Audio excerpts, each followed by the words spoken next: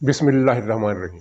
السلام علیکم ناظرین، یہ تحریک لبیک کے حوالے سے جو بحران چل رہا ہے، حکومت جس طرح بیہیو کر رہی ہے، اس سے یہ صاف لگتا ہے اور بالکل یہ بات کوئی بھی اندازہ کر سکتا ہے کہ یہ حکومت اس آگ کو پھیلانا چاہتی ہے، اس آگ کو دبانا نہیں چاہتی۔ اور خاص طور پر اگر آپ شیخ رشید اور فواد چودھری کی بیانات دیکھیں تو وہ لگتا ہے کہ سوچ سمجھ کر وہ اشتعال دلا رہے ہیں تحریک لبیک کے حامیوں کو، جو ملک بھر میں پھیلے ہوئے ہیں، کہ معاملہ صرف جی ٹی روڈ تک نہ رہے بلکہ پورے ملک میں پھیل جائے اور پورے ملک میں آگ لگ جائے۔ اور یہ وہی بات ہے جس کی طرف میں نے اشارہ کیا تھا کہ عمران خان کو چونکہ اندازہ ہو چکا ہے کہ اب اس کی چھٹی کا حتمی فیصلہ کر لیا گیا ہے، وہ نہیں رہے گا، حکومت اس کے پاس زیادہ دن نہیں رہے گی، اس کے روحانی حساب کتاب بھی الٹ پڑ گئے ہیں، تو وہ جاتے جاتے ایسی تباہی مچانا چاہتا ہے کہ جس کا خمیازہ، یعنی جس کو آپ کہہ لیں کہ پاکستان سے انتقام کا ایجنڈا وہ پورا کرنا چاہتا ہے۔ اور اسی میں یہ بات بھی شامل ہے کہ وہ خود کش حملہ کرے گا، لیکن اس کو یہ بھی پتہ ہے کہ خود کش حملہ کرنے کے بعد میں سیاسی شہید نہیں بنوں گا، اور وہ اب سیاسی شہید بننا بھی نہیں چاہتا، وہ پاکستان کو تباہ کرنا چاہتا ہے۔ ایک ایجنڈا تو اس نے پورا کر لیا معیشت کی تباہی کا، جس کا تازہ ترین ثبوت یہ ہے کہ ہمیں ہنگامی طور پر سعودی عرب سے $3.5 ارب کا قرضہ لینا پڑا ہے، 3.2% کی سود کی شرح پر، جو کہ پاکستان کی معیشت کی تباہی کے ایک تابوت میں ایک اور کیل ٹھوک دیا گیا ہے۔ یعنی حالت یہ ہو گئی ہے کہ IMF کے قرضوں کے باوجود پاکستان کا جو قومی خزانہ ہے وہ خالی ہے، اور جسے کہتے ہیں نا کہ ڈائر نیڈ والا معاملہ پاکستان کے ساتھ ہو گیا ہے، جس کا پہلے کبھی سوچا بھی نہیں تھا۔ اور یہ سعودی عرب سے جو قرضہ لیا گیا ہے، ڈٹائی کا عالم یہ دیکھیے کہ جو وزیر موصوف ہے شوکت ترین، انہوں نے پریس کانفرنس میں کہا کہ ہم سعودی عرب نے ہمیں امدادی پیکج دیا ہے۔ یہ امدادی پیکج نہیں ہے، یہ قرضہ ہے، اور پہلے سے جو قرضوں کا انبار ہے اس میں یہ مزید $3.5 ارب کا قرضہ، اور ابھی IMF سے لینے کے لیے جو ہم شرطیں مار رہے ہیں اس کے نتیجے میں اور تباہی آئے گی۔ تو کہنے کا مطلب یہ تھا کہ معاشی طور پر جو تباہی نازل کر دی وہ تو کر دی، اب یہ ملک میں سول وار، خانہ جنگی اور امن و امان کا مسئلہ پیدا کر کے حالات خراب کر رہا ہے۔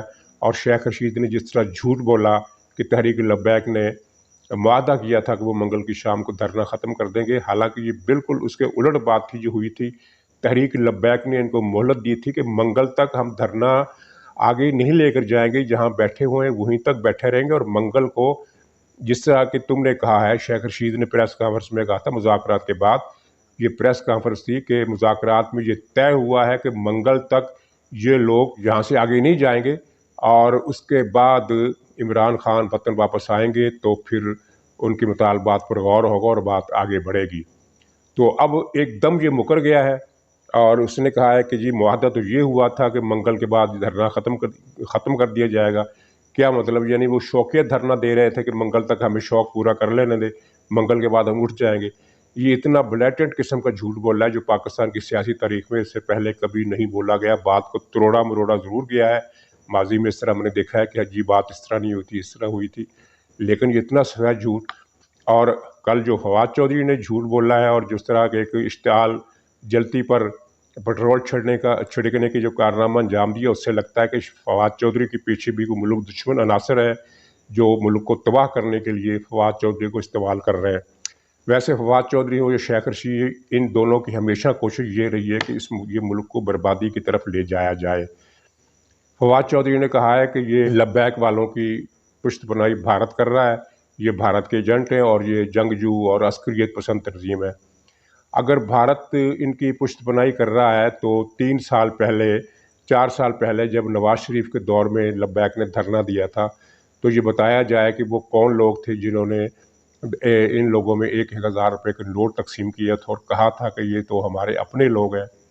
اور دوسری بات یہ ہے کہ یہ فواد چودھری اور شیخ رشید دنیا کو کیا دکھانا چاہتے ہیں کہ پاکستان میں ہر آدمی جو ہے وہ بھارت کا ایجنٹ ہے، کیونکہ اس سے پہلے مسلم لیگ نون کو بھارت کا ایجنٹ کہا جا چکا ہے، جس کے پاس اس وقت خود سرکاری سرویز کے مطابق، سرکاری انٹیلیجنس رپورٹوں کے مطابق، جس کا ووٹ بینک پاکستان میں اس وقت 40 سے 45% تک ہے، یعنی سب سے بڑا ووٹ بینک اس وقت مسلم لیگ نون کا ہے، اور یہ 40-45% یہ بھارت کے ایجنٹ ہیں۔ جمعیت علماء اسلام بھی بھارت کی ایجنٹ ہے، جس کا ووٹ بینک 7 سے 8% تک ہے۔ यानी ये मोर देन 50% तो ये भारत के एजेंट है। MQM को पहले भारत का एजेंट करार दिया जा चुका है। अब ये तहरीक लब्बैक जिसने पिछले इलेक्शन में 20-22 लाख वोट हासिल किए थे, यानी इसका मतलब ये है कि 5-6-7% वोट बैंक इनका भी है, ये भी भारत के एजेंट। तो जनाब 70% आबादी तो आपने भारत का एजेंट बना दी। पीपल्स पार्टी जिसका अपना एक बहुत बड़ा वोट बैंक है, वो भी माजी में भारत की एजेंट करार दी जाती रही है। अगरचे फवाद चौधरी ने पीपल्स पार्टी को भारत का एजेंट नहीं कहा, लेकिन उसे भी अगर हम शामिल कर लें तो पाकिस्तान की 90% आबादी भारत की एजेंट है। तो फिर ये दुनिया को आप ये बताना चाहते हैं कि ये मुल्क ख़त्म कर दिया जाए, खुदा न खास्ता इनके मुंह में खाक, हमारे मुंह में नहीं, इनके मुंह में खाक, जो तमाम पाकिस्तानी कौम को भारत का एजेंट साबित करना चाहते हैं। और फिर ये तहरीक पुरतशद्दुद हो रही है, दोनों तरफ से लोग मारे गए हैं। पुलिस के जो 3 अफराद शहीद हुए हैं उनकी रिपोर्ट तो टीवी ने बता दी, लेकिन जो तहरीक लब्बैक के लोग जहाँ बाक हुए हैं या शहीद हुए हैं उनके बारे में कोई मीडिया रिपोर्ट, किसी मीडिया पर, टीवी पर, अखबार में नहीं आ रही। तो ये इतलाआत का, इंफॉर्मेशन का ब्लैक आउट करके आप कौम की कौन सी खिदमत अंजाम दे रहे हैं? क्योंकि इससे अफवाहें फैलती हैं। अब अगर तहरीक लब्बैक का बयान कोई लीडर, कोई कारकुन, कोई हामी सोशल मीडिया पर ये अपलोड कर दे कि हमारे इतने ज़्यादा लोग मारे गए, 20 आदमी मारे गए या 10 आदमी मारे गए या 14 आदमी मारे गए, और वो इतला गलत हो, लेकिन लोग तो इस पर एतबार कर लेंगे क्योंकि आपने उनके शहदा की तादाद का पाबंदी लगा दी है कि मीडिया उनका जिक्र नहीं करेगा। ये एक दोहरा जुल्म है, और इस तरह का जुल्म जो है माजी में किसी मुखालिफ एहतजाजी मुजाहरे के साथ नहीं किया गया। मतलब ये है कि गैर इंसानी हथियार आप इस्तेमाल कर रहे हैं, और उसके नतीजे में जो इश्ताल फैलेगा, उसके नतीजे में कराची में भी मुजाहरे होंगे, हैदराबाद में भी मुजाहरे होंगे, सखर, मुल्तान, पाकिस्तान के हर शहर में मुजाहरे होंगे। यानी इस वक्त जो एजिटेशन या जो क्राइसिस GT रोड पर मौजूद है, हुकूमत ने फैसला किया है कि उसे पूरे मुल्क में फैला दिया जाए।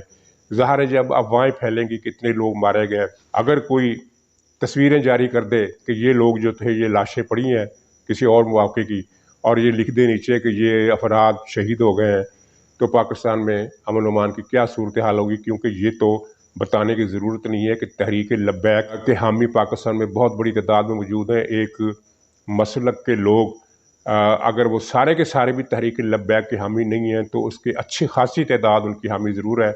और ये देखिए इनकी दिमागी हालत की अंदाज़ा करें कि इन्होंने धमकी दी है कि हमने तो अलकायदा को भी ख़त्म कर दिया। ये क्या चीज़ है?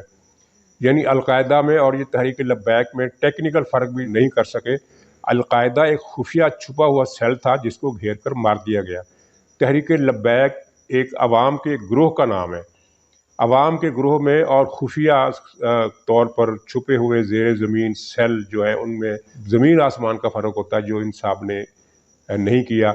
और फिर दूसरी बात यह है कि अलकायदा को आपने ख़त्म नहीं किया, उसको अमेरिका ने ख़त्म किया। तो क्या आप तहरीक लब्बैक को अमेरिका के ज़रिए ख़त्म करवाना चाहते हैं? यानी एक के बाद एक हमाकत और एक के बाद एक जुल्म। और मैं इसको हमाकत का लफ्ज़ सिर्फ अवामी जो तर्ज़ बयान है उसके लिए इस्तेमाल कर रहा हूँ, वरना मेरी तो जो सोची समझी राय है कि ये हमाकत नहीं कर रहे, ये एक प्लानिंग के तहत मुल्क को आग के तंदूर में झोंक रहे हैं, मुल्क में खाना जंगी कराना चाहते हैं, मुल्क में अमन अमान का शदीद मसला पैदा करना चाहते हैं, ताकि उसके नतीजे में फ़ौज मार्शल लॉ लगाने पर मजबूर हो जाए, और जिसके बाद फिर मुल्क का अल्लाह ही वारिस होगा। तो फ़ौज भी इस चीज़ को समझती है। मेरा नहीं ख्याल कि फ़ौज इनके इस ट्रैप में आएगी, लेकिन फ़ौज क्या करती है ये अभी वाज़ेह नहीं हो रहा कि वो फ़ौज हुकूमत की इस साजिश का मुकाबला किस तरह करेगी या क्या करना चाहती है। उसने कुछ ना कुछ सोचा होगा, और ये राज की बातें हमें नहीं पता, लेकिन ये मुझे यकीन है कि फ़ौज इनके ट्रैप में नहीं आएगी और मार्शल लॉ नहीं लगाएगी, इनके अज़ाइम पूरे नहीं होंगे, और इन पर वही मुहावरा फिट होता है। मैं थोड़ी सी तरमीम करके ये कहूँगा कि जंतर मंतर की माँ कब तक खैर मनाएगी। कल आपने पंजाब असम्बली में देखा, बोर्ड बैनर भी लग गए कि जंतर मंतर की सरकार नहीं चलेगी। और जंतर मंतर से याद आया कि ये बड़े मुश्तिल होते हैं, जंतर मंतर की बात क्यों होती है। वो एक आसमा शराजी साहबा मशहूर साफ़ी हैं, BBC की कॉलमिस्ट भी हैं, उन्होंने एक मजमून में ये लिखा कि जंतर मंतर से या पुतलों पर सुइयाँ छुपाने से मईशत बहाल नहीं हो जाएगी। इस फ़िक्रे पर इन्होंने उनकी किरदार किशी की हद कर दी, और उनके अलावा एक और ख़ातून जो मुस्लिम लीग नून की हैं उनकी भी جعلی فلمیں انہوں نے بنائی اور جعلی تصویریں بنائی اور سوشل میڈیا پر لگا دیں، یہ ان کی اخلاقی پستی کی حالت ہے۔ لیکن کہنے کی بات یہ تھی، اور بڑی معنی خیز بات ہے، کہ جنتر منتر کا جو ایک ویڈیو لیک اور آڈیو لیک ہوئی ہے، نعیم الحق کی جو پی ٹی آئی کے خاص رہنما تھے، بڑے رہنما تھے اور عمران خان کے یار غار تھے، ان کی اور مفتی صاحب کی بات ہوئی ہے، وہ مفتی جس نے نکاح پڑھایا تھا، اور اس میں ضمنی طور پر یہ بھی ذکر ہے کہ یہ نکاح غلط تھا کیونکہ عدت کے دوران پڑھایا گیا تھا۔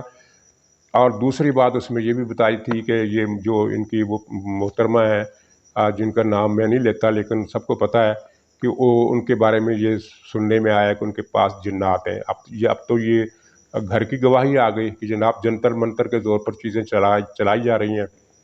یہ الگ بات ہے کہ جنتر منتر الٹے پڑ گئے، اور اس کی وجہ بڑی سیدھی ہے۔ جنتر منتر سے آپ ایک شخص کو نقصان پہنچا سکتے ہیں، جنتر منتر سے آپ حکومت نہیں چلا سکتے، کسی جماعت کو تباہ نہیں کر سکتے، کسی ہجوم کو تباہ نہیں کر سکتے، کسی گروپ کو تباہ نہیں کر سکتے۔ صرف ایک یا دو اشخاص جن پر جادوگر زور لگاتے ہیں وہ نقصان اٹھاتے ہیں، اس سے زیادہ نہیں۔ تو یہ معنی خیز بات میں نے اس لیے کی کہ یہ نعیم الحق کی یہ آڈیو جن کے پاس تھی 3 سال تک یا 4 سال تک انہوں نے اسے چھپائے رکھا، تو اب یہ کیوں لیک کیا، اور یہ آڈیو کلپ ہے، یہ ریکارڈنگ ہے، یہ کس کے پاس محفوظ تھی، کس نے کس مقصد کے لیے اتنی دیر تک محفوظ رکھا، اور اب اس موقع پر اسے ریلیز کیوں کیا گیا؟ یہ بہت معنی خیز بات ہے، اور سوچنے سمجھنے والوں کے لیے اس میں کھلی نشانیاں ہیں کہ حالات کس طرف جا رہے ہیں اور انجام کیا ہونے والا ہے اس جال سازوں اور جلادوں کے ٹولے کا، جو ہر روز مہنگائی کر کے پاکستان کے عوام کو بھوکوں مارنے کا تہیہ کر چکا ہے۔ اور یہ اتنے شرم و حیا سے عاری لوگ ہیں کہ کل بھی وہ ایک وزیر حماد اظہر بیٹھا پریس کانفرنس میں کہہ رہا تھا کہ مہنگائی تو دنیا بھر میں ہے، اور ان کا ایک وزیر پختونخوا میں یہ کہہ رہا تھا کہ اللہ تعالیٰ کی طرف سے ایک فرشتہ آتا ہے اور وہ صبح صبح نرخ نامہ لکھتا ہے اور اس کے مطابق مہنگائی بڑھتی ہے۔